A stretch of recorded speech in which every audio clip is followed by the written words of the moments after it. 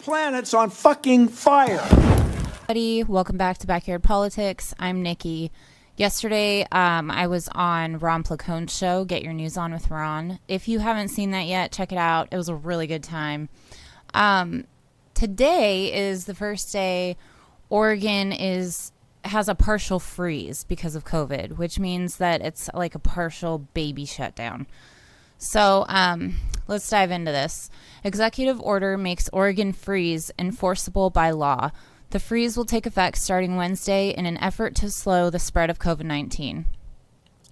Governor Kate Brown made her statewide 2-week freeze official Tuesday with an executive order that makes the measures enforceable by law. The freeze will take effect starting Wednesday and aims to limit group activities and slow the spread of COVID-19 in Oregon, where cases have reached a record high. As part of the freeze, social gatherings cannot exceed more than 6 people. I have to tell you right now, one of my sisters has 6 kids, so they're already in violation, just on a funny side note. Restaurants are limited to takeout only, while gyms and fitness centers, museums, pools, sports courts, movie theaters, zoos, gardens, aquariums, and venues will be closed. Grocery stores, pharmacies, and retail stores are limited to a maximum capacity of 75%. All of the freeze measures are enforceable by law. So it's a baby step towards martial law. Workplace violations should be reported to OSHA, which I've heard that OSHA is not even looking into whether people are even wearing masks at their jobs. So good luck with that. In the past, social gatherings limits were self-enforced. Now, if caught violating this restriction, a person can be cited, fined, or arrested. The Oregon State Police will be, by the way, if you don't know this, this is all Democrat ran. Oregon is completely ran by Democrats, and they have been for a very long time. The Oregon State Police will be working with local law enforcement to enforce the governor's orders in the same way local law enforcement officers respond to noise complaints for loud parties. For example, and issue citations. Oregon State Police released a statement shortly after the executive order was issued, saying, with the issuance of the latest executive order, Oregon law enforcement will continue to follow an education-first approach. Oregon law enforcement will only take enforcement action, criminal citations, as a last resort. So that's where we're at right now. We just went to the store and all the toilet paper sold out and the paper towels, but there was still food on the shelves so far. So Oregon's not obviously the only one that's affected by this.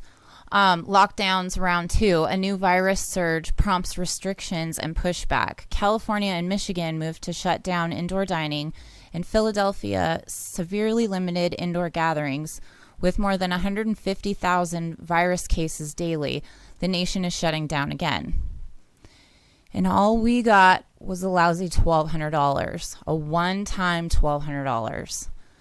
As the coronavirus crisis mounts with renewed force in the United States, surpassing 11 million total cases and threatening to overwhelm hospitals across the country, governors, mayors, and other officials are ordering restrictions and once again finding themselves in the cross currents of public health and economic crisis.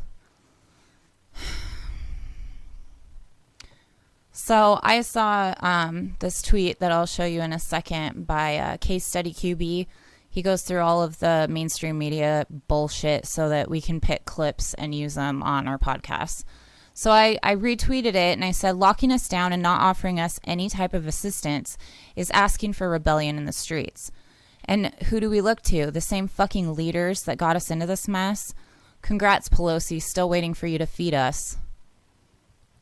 Because if you haven't heard yet, we keep electing the same fucking people.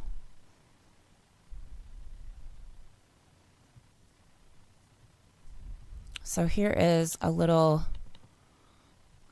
So far, the freeze is supposed to be a 2-week freeze, but in certain counties like Multnomah and Marion County, I'm in Marion County, in those counties, it could go on until the numbers reach what is okay with the state. So this says 4-week freeze on businesses in Oregon. That's not necessarily untrue. It's just starting with a 2-week. So let's listen to this. Hey, Craig. So here in Multnomah County, which encompasses Portland, this freeze is actually set to last at least 4 weeks. So this 2 to 4 week freeze on businesses across the state, Governor Brown's hope is that by shutting down social spaces, essentially, she'll keep people from being able to socially interact and slow the spread of this virus. But for small business owners and the paycheck-to-paycheck employees that they employ, this is a disaster. I spent the day yesterday with a woman who just got laid off, and I watched as she tried to get on unemployment here in Oregon. And the system malfunctioned in front of both of us 4 different times. Then I spoke to a small business and restaurant owner who told me he's dipping into his personal 401k to try to get by now and paying the penalties associated with doing that. I've heard those stories all day long. And here, I want you to take a listen to this. I typically make anywhere from $1,000 to $1,400 a week. Unemployment is willing to pay me $300 a week. My mortgage is $1,600 alone. Where's that going to come from? One month of unemployment? If you're going to shut us down, at least give us something to feel okay about the scenario. Put something out there. Don't just shut us down and be like, cool, hope you guys survive. So as you can see here, employees, small business owners have been raising alarms about this. And so in response, Governor Brown yesterday actually just announced that $55 million will be pumped into counties across the state in an attempt to support small businesses that are on the brink. The important thing to know about this, though, is that while that $55 million, people are excited and grateful for it, it is not equivalent to a stimulus. It's not going to be a grant that individuals who've lost their jobs can get access to. So while it's going to take a couple weeks for this to hit businesses, if you are struggling to pay your rent right now or buy Christmas gifts, you are still looking at a free fall over the next couple weeks here in Oregon. Not just that, but unemployment benefits are already starting to run out for those who lost their jobs at the beginning of all of this COVID shit. So, there's that. Some people never receive their benefits. A lot of people are homeless. We're looking at 30 to 40 million, I believe it is, million evictions coming up. Good thing Nancy Pelosi is going to remain where she's at, though, right? She can feed us. Here is what we should have been doing from the start. We should have locked down completely nationwide for at least 2 weeks, been given a UBI, Medicare for all, like every other goddamn developed nation. This is just one example.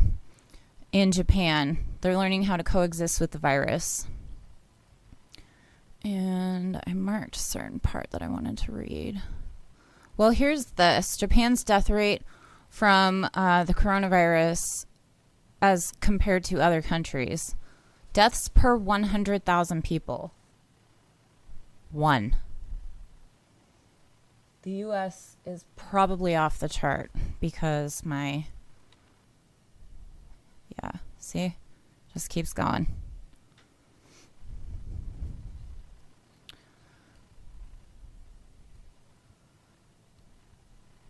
So it says, there are no laws telling you what to do, but everyone knows the rules. Wear your mask, keep your distance, sanitize your hands, have your temperature checked. Don't touch, don't shout, don't cheer at soccer matches, and don't scream on amusement park rides. But if you catch the virus, it just might have been your fault. And I will link to all of these articles in the description box below, as I always do.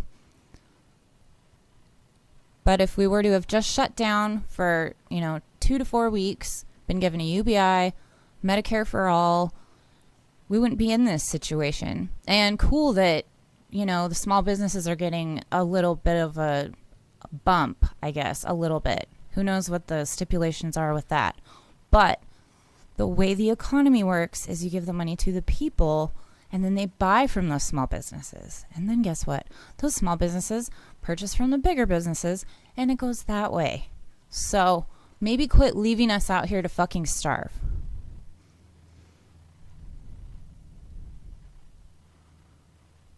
Just want to see if there was anything else I was going to cover on this article. Here we go. That simple conclusion shaped Japan's unique alternative to harsh lockdowns, the notion that the spread of the virus can be controlled if people simply avoid the riskiest settings, which are known as Sanmitsu, or the 3 C's, closed locations with poor ventilation, crowded places, and close contact settings where conversations are taking place. Japan faces uptick in coronavirus cases, but no political will for new shutdowns. Walking in the park and even jogging were fine. There was no need for people to be prisoners in their own homes. Children could go back to school, albeit in a masked and distanced environment. We could also look to Iran, believe it or not, for a UBI that they had implemented. One of the main concerns people had before this program was implemented was that it would negatively affect the labor supply. Sound familiar? Right when you're saying, oh, if somebody gets welfare, they're too lazy to ever want to get work again. It was believed that if people received money from the government unconditionally, there would be no incentive for them to work at all. However, the only negative labor supply that was affected was people between the ages of 20 and 29. But this group did not have a strong connection with the labor market even before the UBI program in Iran was implemented.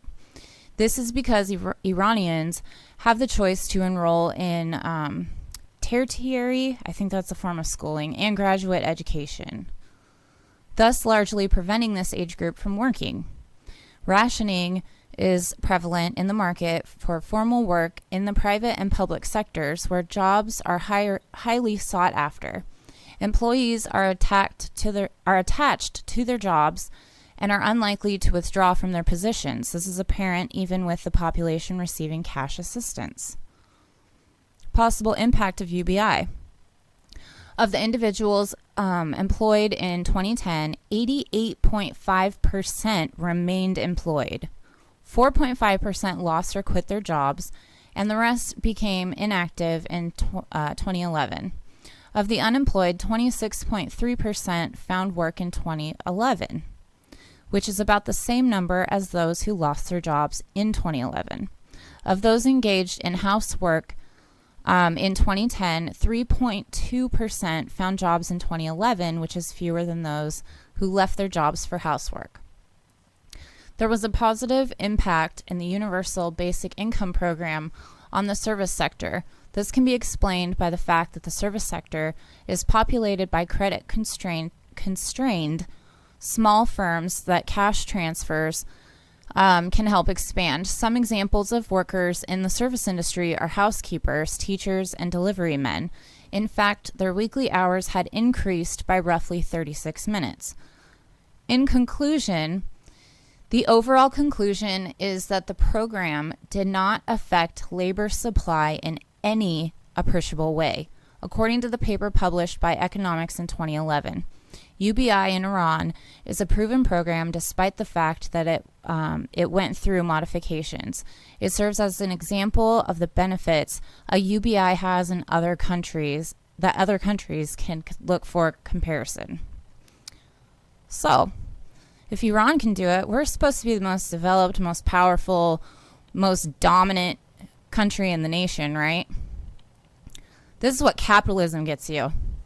People are freaked out by socialism, where we all share with each other and support each other and, I don't know, pull together when, small businesses are about to go under, right?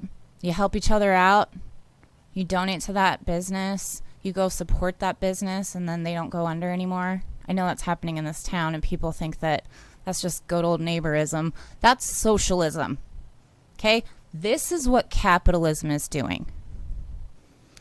Thousands of cars lined up to collect food in Dallas, Texas over the weekend, stretching as far as the eye can see.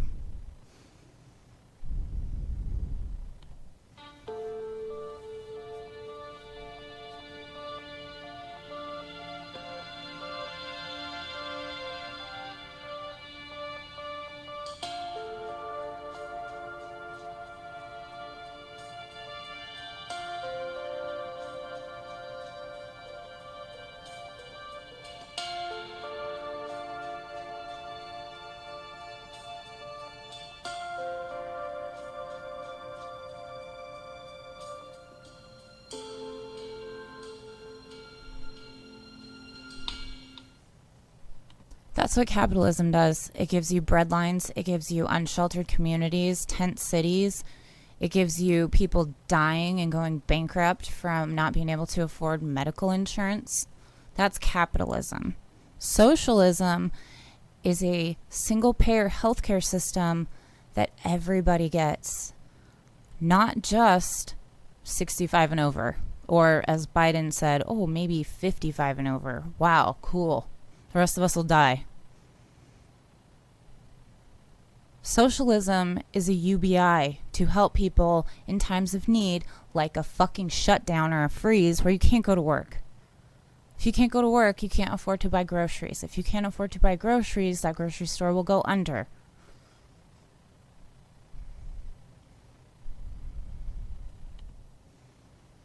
So I'm going to leave you off with this last tweet from Hardlens Media, who I'm a subscriber to. I love those guys over there at Hardlens Media, so subscribe to them on YouTube.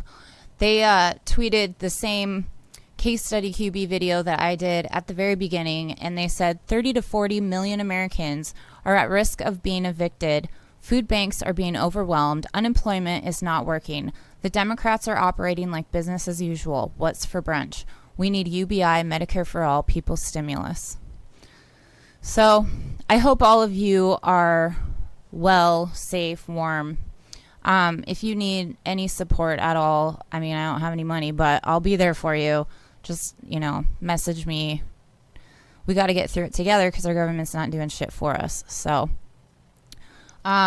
please be sure to like this video, share it on your social media, and subscribe to my channel. All of it helps the algorithm. I'm trying to get to 1,000 subscribers so I can bring my channel to you from the ground, usually at protests and things like that. So if you can share this far and wide, that would really help the channel out, and I would very much appreciate it.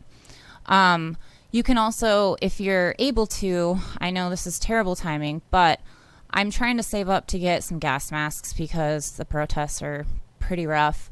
And then also I'm trying to get enough people on Patreon so that I can upgrade the channel and I don't have to use a TV. I can use something like StreamYard. So if you can support, I'm on Patreon, patreon.com/backyardpolitics. I'm also on Venmo and PayPal, everything like that, and Facebook, Twitter, Instagram, all at Backyard Politics. So until next time, Medicare be with you.